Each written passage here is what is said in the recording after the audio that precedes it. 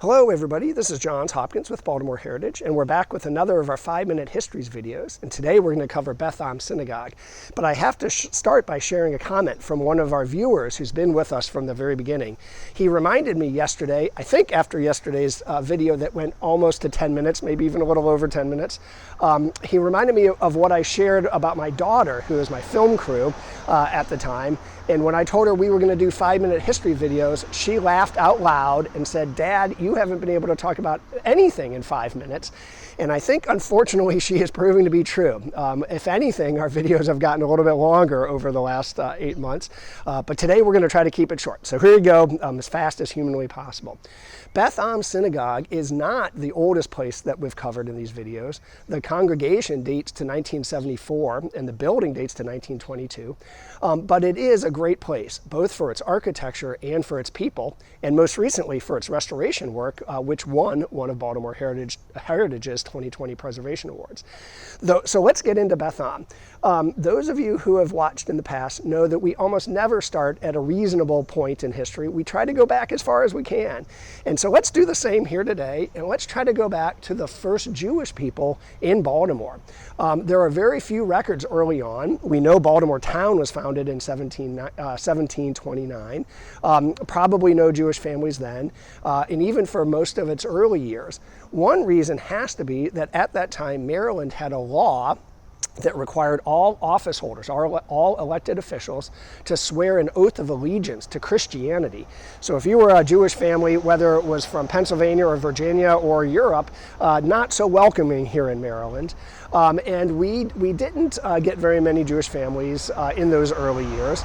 But by about the 1780s, we had enough families to warrant a Jewish cemetery. The first one of record was in East Baltimore. It's no longer there, along today's Monument Street. So by the 1780s, we start to have some Jewish folks moving in, and we start to get some good records of them with the arrival of two brothers, Solomon and Reuben Etting, and then their cousin Levi Solomon.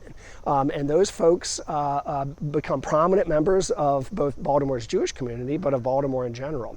And in fact, Solomon starts advocating for the abolishment of this law, this Maryland law, that prohibits elected officials from holding office if they're Jewish.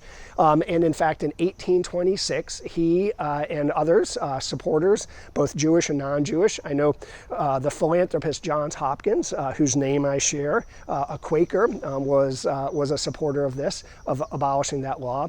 And the legislation that they got enacted in the General Assembly has a really pretty terrible name, but it was really a good law. It was called the Jew Bill. And in 1826, the General Assembly passed it, and it allowed for Jewish people to swear an alternate oath, not an oath to Christianity, thus opening the doors to Jews holding elected office. And in fact, the very next year, 1827, Solomon gets elected to city council along with a gentleman named Cohen, and so we have not one but two Jewish members of Baltimore City Council in 1827. Both were prominent citizens, and Cohen, in fact, was a railroad executive, so doing very well there. By the 1830s, we start to have Jewish congregations. We believe they met even earlier than this. And as a slight aside, if you want a real history of Jewish people in Baltimore, my friend Deb Wiener's book, Middle Ground, A History of Jews of Baltimore, it's a great book, so I encourage you to check that out. But we have a congregation starting, Baltimore Hebrew congregation. Its charter dates to 1830. We think it really kind of got going a little bit before that.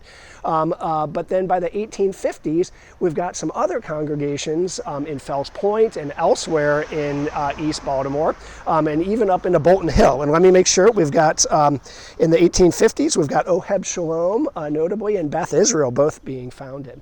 And the history of Jewish congregations in Baltimore is a history of northern and western movement. Many started downtown and then moved to Bolton Hill and Reservoir Hill, here where I am today, and the areas around Druid Hill Park. And then moved further out, one more hop, out to the Reisterstown Road area in Pikesville. And in fact, Oheb Shalom and Baltimore Hebrew, all of those folks did move. The notable exception, or one notable exception, was here at Beth Am. And let's turn to Beth Am.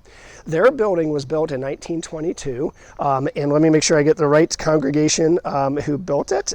It was Hizek Amuna, and I know I'm not saying that correctly, so my apologies to all my Jewish friends out there.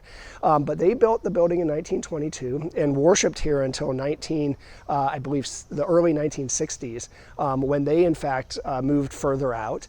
And the building they still own the building, and folks from around here and other neighbors continued to worship here, but not as Hizek Amuna, until 1974, when the congregation sold the building, and the folks who were worshiping here quickly scrambled to raise the money, and in fact bought it, and turned it into today's Beth Am Synagogue. And in fact, Beth Am, the name Beth Am, came from one of the founders' wives who wanted this to be a place of neighborliness and community. And that it is today. They've distinguished themselves, I think, both by being in the city, remaining in Baltimore City. A little fact, in 1950, over 50% of Jewish people in the Baltimore area lived in Baltimore City. By 1970, 3/4 of Jewish folks had moved outside of the city limits. So an enormous change in demographics. But Beth Am was created for those folks who either stayed or wanted to worship in the city. And they've prided themselves and concentrated on being part of the Reservoir Hill neighborhood. We're here on Utah Street, just south of Druid Hill Park.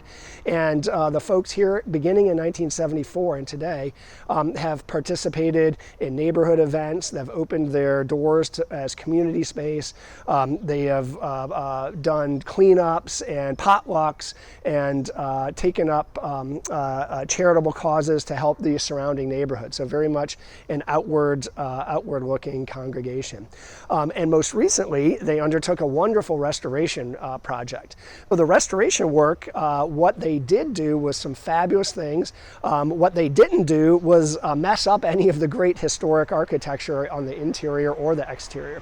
They added air conditioning in a way that you would hardly ever notice it. They added an accessible entrance so that folks, both who worship here and who come for community events, all folks can get in. And they expanded and made new wonderful community spaces. I think my favorite part of the restoration is a new grand stair that connects the community spaces up to the main sanctuary. And it's a wonderful staircase. The railing, the banister, is really the crown jewel here. Each spindle is uniquely designed by reclaimed materials, and it's a way of symbolizing the diversity of humanity and the fact that all are welcome here at Beth Am. So I'm going to say congratulations to Beth Am for a fantastic restoration project, and thanks for being here in the city and being so much part of both Reservoir Hill and indeed all of Baltimore. All right, we will see you next time.